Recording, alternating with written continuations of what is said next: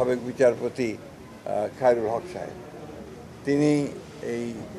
তত্ত্বাবধায়ক সরকারের ব্যাপারে যে রায় দিয়েছিলেন, শর্ট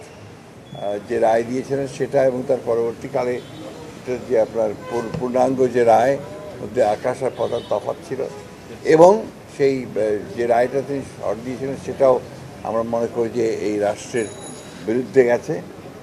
বিলম্বে হলেও যে এতদিন পরে তার বিরুদ্ধে যে ব্যবস্থা গ্রহণ করেছে সরকার, সেই জন্য সরকারকে আন্তরিক ধন্যবাদ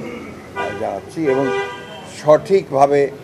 তার তদন্ত হবে সব বিষয়গুলোর, এবং তার সঠিকভাবে তার বিচার কার্য সম্পাদন হবে, সেটাই আমরা আশা করি।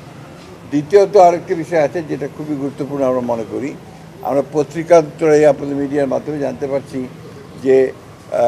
আপনার শিশু একাডেমির যে ভবনটি রয়েছে আপনার এই কার্জন উল্টো দিকে আপনার যে হাইকোর্টের পাশে, সেই ভবনটিকে ভেঙে ফেলার জন্য একটা আপনার কথাবার্তা চলছে বা এই ধরনের প্রক্রিয়া গ্রহণ করা হচ্ছে বা একটা প্রস্তাব নেওয়া হয়েছে। আমরা এটার বিরোধিতা করি,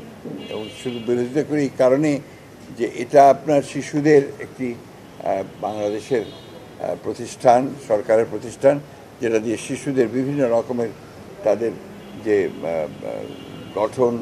তাদের বেড়ে ওঠা, তাদের মন মানসিকতা তৈরি করা, তাদের এক্সট্রা কারিকুলার অ্যাক্টিভিটিস তৈরি করা, এই সব কিছুর ব্যাপারে আপনাকে এটাকে নেওয়ার জন্য শহীদ প্রেসিডেন্ট জিয়াউর রহমান সাহেব এটার উদ্যোগটা নিয়েছিলেন, এবং তিনি প্রথম এই শিশু একাডেমি তিনি নির্মাণ করেছিলেন, এবং এটা সারা বাংলাদেশেই এর ব্রাঞ্চ আছে। সুতরাং এটাকে ওইখান থেকে সরানোটা আমি মনে করি একেবারেই সঠিক সিদ্ধান্ত হবে না, এবং এ ব্যাপারে আমরা আমাদের খুব স্পষ্ট বক্তব্য যে আমরা চাই না যে শিশু ভবনটি সেই জায়গা থেকে আপনার স্থানান্তরিত করা হোক বা সেটাকে অন্য জায়গায় দেওয়া হোক। এটা আমার মনে হয় যে জাতি গঠনের ব্যাপারে এটা একটা বাধা হয়ে দাঁড়াবে বলে আমরা আশা করি।